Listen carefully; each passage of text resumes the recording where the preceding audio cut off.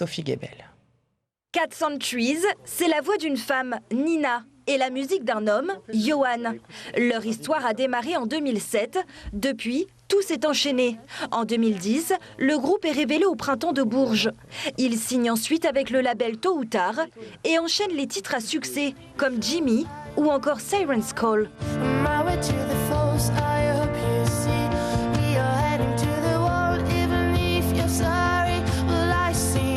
Très petit, on a fait connaissance avec la musique. Moi, j'ai fait connaissance avec le piano chez ma grand-mère. Et c'est grâce à elle que j'ai pris mes premiers cours au conservatoire, puis en cours privé. J'ai jamais voulu me détacher de la musique et c'était très vite une passion. Et aujourd'hui, je suis très heureuse de faire ce que je fais. J'ai commencé à apprendre mon instrument en ayant déjà un groupe. Et du coup, j'ai eu toujours ce rapport à la création, la composition et puis les projets d'ensemble en fait où tu cherches à répéter, mais tu cherches à faire des disques, à faire des concerts, à les promouvoir, à voyager le plus loin possible. C'est un peu l'aventure, quoi. Une aventure qui a mené le groupe pour la première fois en Polynésie en 2016. Un séjour qui a marqué les artistes, à tel point qu'une chanson est dédiée aux Fénois dans le nouvel album.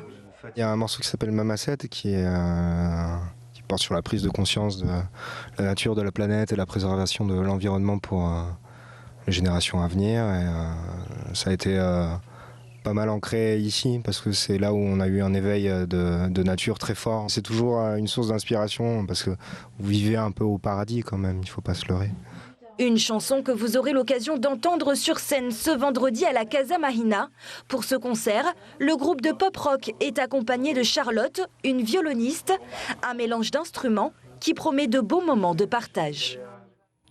Et les Cats and Trees sont nos invités ce soir. Nina, Johan, bonsoir, merci d'avoir accepté notre invitation. Bonsoir. Bonsoir.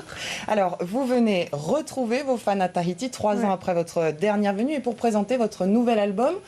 Comment est-il cet album ? Il est plein de couleurs, il est dansant, il est plein d'espoir. Comment est-ce que vous l'avez construit et avec quelle idée derrière la tête ?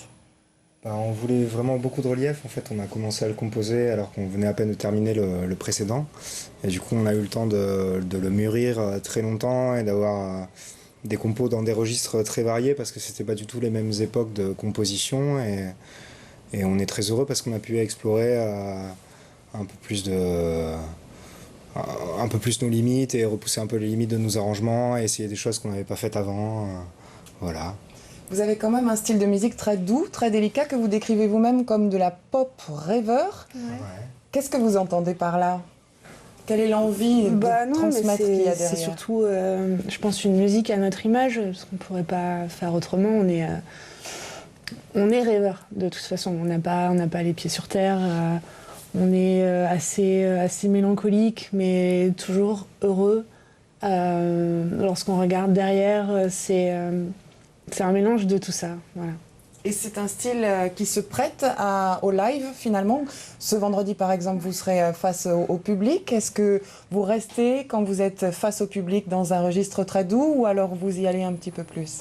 C'est quand même beaucoup plus énergique que sur les albums, parce que déjà il y a l'interaction avec les gens, et puis on a plein de morceaux qui bougent, et puis dès que le public est dans la salle avec nous, il fait partie du groupe, donc on les fait chanter à fond, et puis là on a pris Charlotte qui est une violoniste mais qui fait aussi des percus, des claviers, et du coup ça nous permet de faire tout en direct en fait, presque sans machine, et du coup... ça laisse place à l'improvisation aussi parfois en fonction de comment réagit le public. En fonction de comment réagissent les gens, bien sûr, il y a des passages où on les laisse s'exprimer, et du coup ça fait toujours des moments joyeux. Et alors on a entendu dans le reportage que votre dernier séjour en Polynésie vous avez inspiré pour une chanson. Est-ce que ce séjour-ci aussi, est-ce que au bord de nos plages ou là où vous résidez, vous avez commencé à écrire sur la Polynésie? Est-ce que c'est une source d'inspiration d'être ici pour vous? Oui, mais on est très heureux d'être là et d'être là de nouveau. On a été invités par Arnaud et Rodolphe, qui sont 2 personnes extraordinaires qu'on a rencontrées la première fois. Et on a été happés par cette nature qui vraiment engloutit les habitations. Et c'est cette nature-là qui nous a inspiré notre morceau qui parle d'environnement, qui s'appelle Mama Said. Et on est très heureux du coup de revoir cette nature, et on a encore écrit des choses et qu'on retrouvera certainement prochainement. Des textes, des petites idées. Merci beaucoup à tous les deux. Vous restez avec nous. On a une petite surprise pour la fin de ce journal. Mais avant cela, je voudrais informer nos téléspectateurs avec un mot sur l'éducation. N'oubliez pas que demain, tous les syndicats de la fonction publique d'État appellent à la grève générale.